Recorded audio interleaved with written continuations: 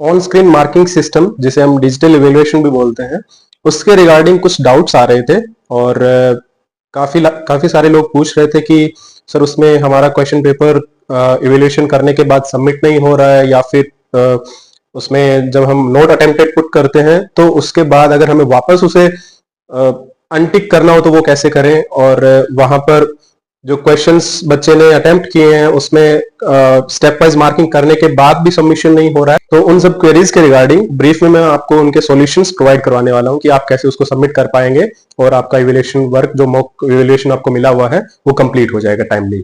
जैसे कि आपका फर्स्ट डाउट है कि आपकी जो आंसर शीट है इवेल्युएशन करने के बाद सबमिट नहीं हो पा रही है, तो इसके कई रीजन हो सकते हैं। जैसे कि यहाँ पर जो लेफ्ट साइड में मार्किंग सिस्टम गिवन है, उसमें आप चेक कर लीजिए कि कोई भी क्वेश्चन की आपने प्रॉपर स्टेप्स इवेल्युएट किए हैं कि नहीं। इट मींस अगर कोई क्वेश्चन के 4 स्टेप्स में आंसर होने चाहिए, तो उसमें अगर आपने बच्चे ने 2 स्टेप लिखे हैं और बाकी 2 नहीं लिखे हैं, तो हम जनरली क्या करते हैं, उन्हीं में मार्क्स अलॉट कर देते हैं, और बाकी जो 2 स्टेप्स उसको करनी चाहिए थी उसके मार्क्स कहाँ लिखने हैं ये हमें समझ नहीं आता है।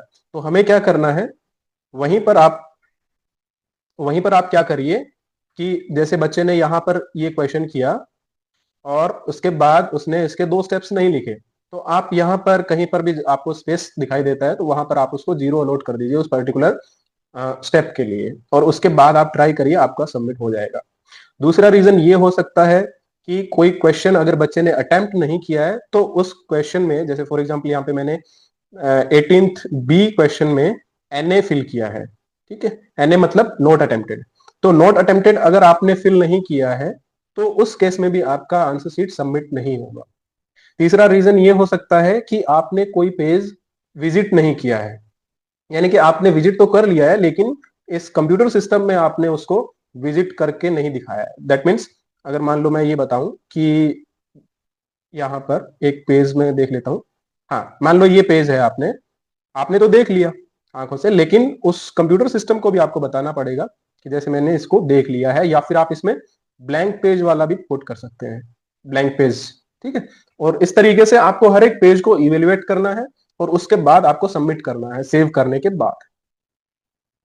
और अगर फिर भी नहीं सबमिट हो रहा है और आप में कुछ एरर दिखा रहा है, मैं देख लेता हूं अगर मेरे में कुछ एरर दिखा रहा है, नहीं दिखा रहा है क्योंकि मैंने सब इवेल्युएट कर रखा है इसमें। अगर मान लो मैं यहाँ पर कुछ एरर करता हूं, मान लो यहाँ पर ये स्टेप को मैं डिलीट कर देता हूं, मैंने इसको डिलीट कर दिया है, ठीक है। तो अब आप देखिएगा कि ये सबमिट नहीं हो पाएगा। इसमें देखिए step marking question number 19 pending, तो उसको मैं जब करूंगा यहाँ पर क्वेश्चन नंबर 19, तो यहां पर मुझे उसकी स्टेप मार्किंग शो करनी रहेगी, ठीक है, हाफ मार्क देके उसको कंप्लीट करना है। और उसके बाद मुझे इसको सेव करना पड़ेगा। सेव करने के बाद मैं ट्राई करता हूं, अच्छा ये वापस से प्रॉब्लम आ रही है जबकि मैंने उसको वापस स्टेप मार्किंग कर दी है।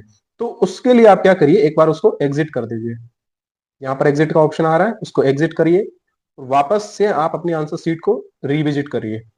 अब रिविजिट करने के बाद देखिए आप सब यहाँ पर सब जो लेफ्ट साइड में पोर्शन है मार्क्स गिविंग का, वो ग्रीन दिख रहा है कि नहीं। सब चीजें अगर ग्रीन दिख रही है दैट मीन्स आपने आंसर सीट को करेक्टली इवेल्युएट कर लिया है और अब ये सबमिशन के लिए रेडी है। तो आप देख सकते हैं यहाँ पर सबमिशन का टैब ओपन हो गया है और मैं यहाँ से इसको सबमिट कर सकता हूँ। तो जैसे ही मैं कंफर्म करूंगा यहाँ से सबमिट हो जाएगा। अब ये आपसे ये भी पूछेगा कि are you sure you want new script, मतलब इस क्वेश्चन पेपर को आपने इवेल्युएट कर लिया है और आप क्या नेक्स्ट शीट इवेल्युएट करने के लिए रेडी हैं, ये आपसे पूछेगा। अगर आप ओके करते हैं तो ही नई शीट आएगी, अदरवाइज नहीं आएगी, वो कैंसिल होकर वहीं पे सबमिट हो जाएगा।